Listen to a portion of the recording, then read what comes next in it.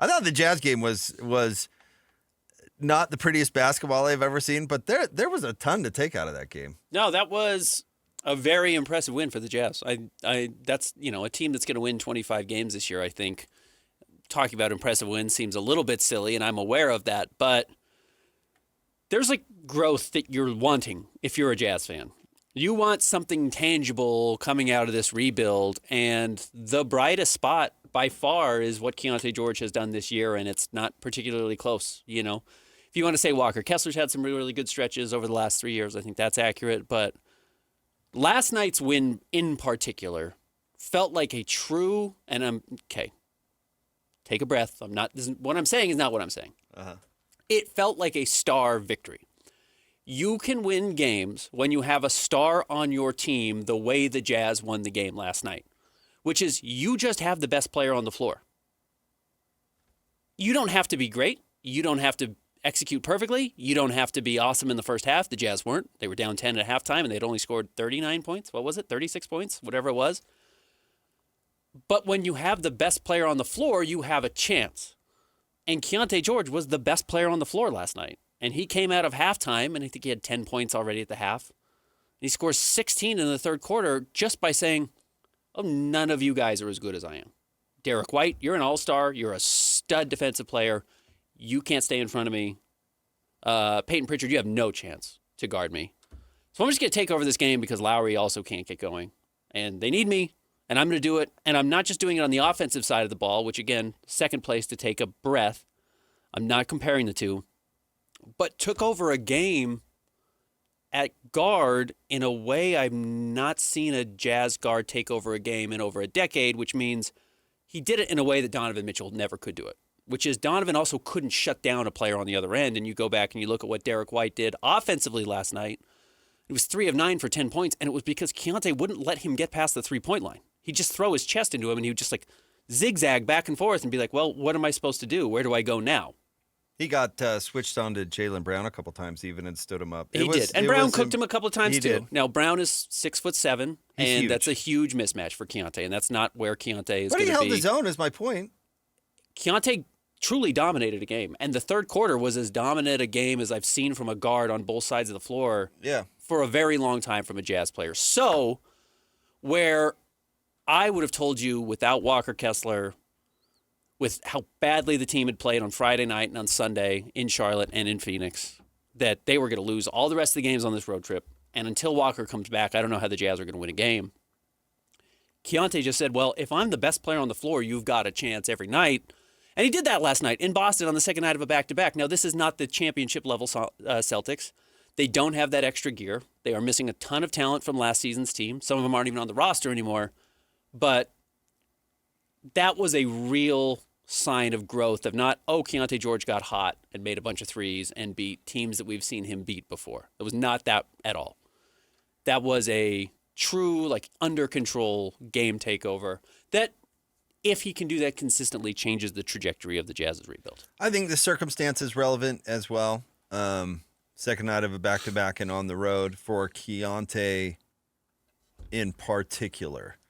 Because I watched Brent Castile come in as a freshman at the University of Utah and said, I'm going to win the Heisman. Uh-huh. I mean, I've heard a lot of stuff. I've heard Donovan Mitchell, and no offense to Brent Castile, who turned out to be a fine player, but my point is it's one thing to say that on day one, and it's quite another to do it. I heard Donovan Mitchell talk about being better on defense 50 times. Every month of his career? Certainly every media day at camp. Yeah. I'm coming in with a defensive edge, and I'm going to get out there and are you? Right. It's one thing to say. So you and I sat down with Keyonte George at media day, and we heard all the right things. Mm-hmm. And we've heard all the buzz, which I've heard the buzz from that building before be absolutely completely inaccurate. Yep. But we heard the buzz. We heard about the offseason. We heard about him being here. We heard about that trip to Dallas with the teammates, and we heard it. And it's like, okay, all right, that's terrific.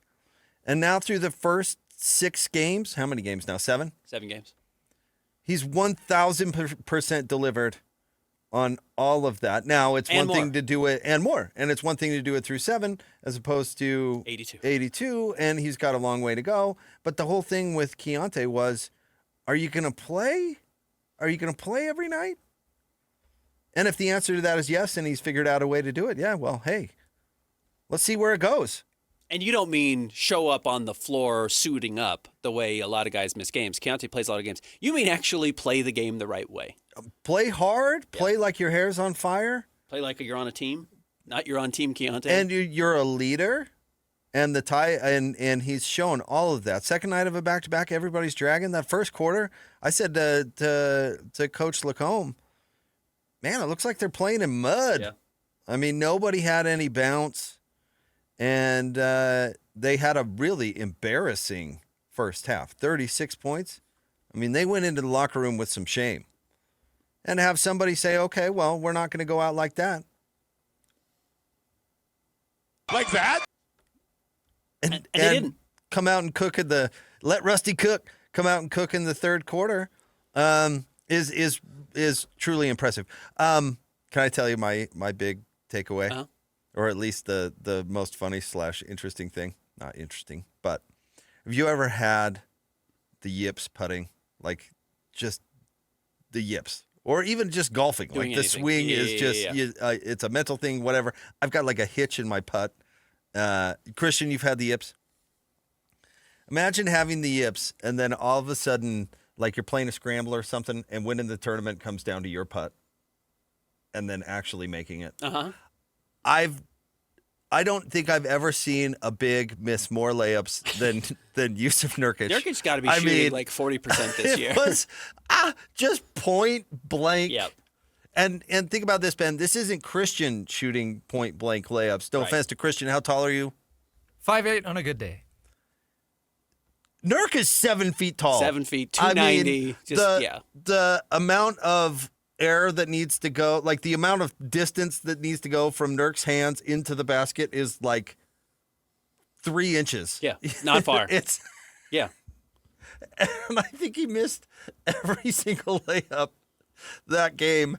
And then all of a sudden, Key misses what was a good shot. Yeah, tough fadeaway, but a good shot. Fade away, but a good shot. He missed it. Nurk bullied Nimi Keita. Poor Nimi Keita got veteraned on that one. An armpit full of the Bosnian beast. Yeah, sure did. Poor Nimi Keita. And then for Nurkic to grab that ball and lay it in for the win. I was can't believe he made it. Yeah, honestly. And you thought I was being facetious saying he's shooting 40% from the floor. He's shooting 39% from the floor. He's 7 feet tall. Yeah, he is dropping the ball in the basket, and he's only hitting it 4 out of 10 times. It's the dangest thing. Yeah, he did. And it's happened a lot this season, obviously. But it seemed like it happened a lot last night. I mean, the whole team was missing layups in the first half. Yep. But Nurk missed so many layups. And then to get the game-winning layup, it's like, hey, way to go, man. You may have had the yips all 17 previous holes. But when you needed it on 18, bam, you knocked that thing down. Nailed it.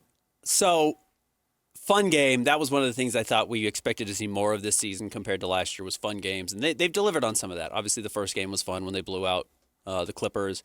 And then Lowry Markkanen scoring 50 is fun for fans. And then last night I thought was just a really impressive effort.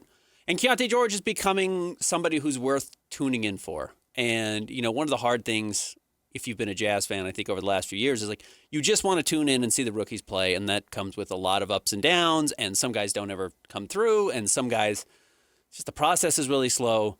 Keyonte is now doing it on an every night basis that if you're a Jazz fan, there's something redeeming you're watching every night. Yeah, you need somebody to set the tone with energy. The example I'll give you, Darren Williams when he was here was great, but his energy on the road was so crappy. Uh-huh. And if you go look at the Jazz, those teams' road versus home records, the difference is stark. Yeah. And it's because he didn't always bring his normal energy on the road, and then the team took like a cue from that, and they lost a ton of games they never should have lost because they were just blah on the road. And he did. He set the tone for the team. And at home, I don't know if he just responded better to positive energy or what, but at home he was, almost a different player. Somebody's got to set the energy tone for the team on a back-to-back in Boston. And Keyonte George did it. Good for him. I mean, somebody's got to do it. And Hardy was complaining about energy the night before, complaining about it. And so Keyonte did something about it. I think it's cool. Last night's game was awesome for him. That was a great win, and he had a huge role in it. The best player on the floor, as you put it, certainly was at times. 31 points again, 6 rebounds, 4 assists. He's on the season, he's averaging 23 points, 8 assists, and 4 rebounds. So he's really putting it all together. And going to the line 13 times. Yeah, he's just living at the free throw line, didn't mean to interrupt you. that's the big difference. I mean, that is what has changed in his game, because if you look at him for the season, I think he's still below 30% from the three-point line, which he is usually kind of a slow starter shooting the ball. That will come up to around 34, 35. If he does that and maintains that 23-point per game average and 8 assists, and he can shoot in the mid to low 30s, hopefully not 31 if you're a Jazz fan, but in the mid 30s. If he gets to the free throw line that way, he becomes very much a De'Aaron Fox type of offensive player, and De'Aaron Fox is an all-star and, just got a max contract from the Spurs, and he's a much better defensive player right now than De'Aaron Fox has shown. And De'Aaron Fox is fine, but what Keyonte's doing is really pretty high caliber on the defensive side of the ball. I just didn't see that coming. One of my big predictions this year was that Walt Clayton was going to steal the Jazz's starting point guard job by midseason, because as much hype as I'd heard about Keyonte, I'd heard it last year. I heard a lot about it coming into camp. We saw him have a great summer league his first year in the NBA, and you just never saw the follow through. And it's not just follow through. It almost looks like an unfamiliar player. I mean, it's not just, he's polished some of the things that he used to do. He's doing things he never pretended to do in the past. And there's still some, off the dribble 3-point shooting that is there, but it's not reckless. How would Keyonte George take over a game last year or 2 years ago? He would always try and shoot the Jazz back into it. Took 5 threes last night. Took 16 shots overall. That's a pretty modest performance to score 31 points. And it's because he lived at the free throw line. It was an impressive performance. The Jazz are going to have chances to win games the way they did last night if he continues to play that way throughout the year. I talked to, Coach and I did, CJ Miles on the pregame show.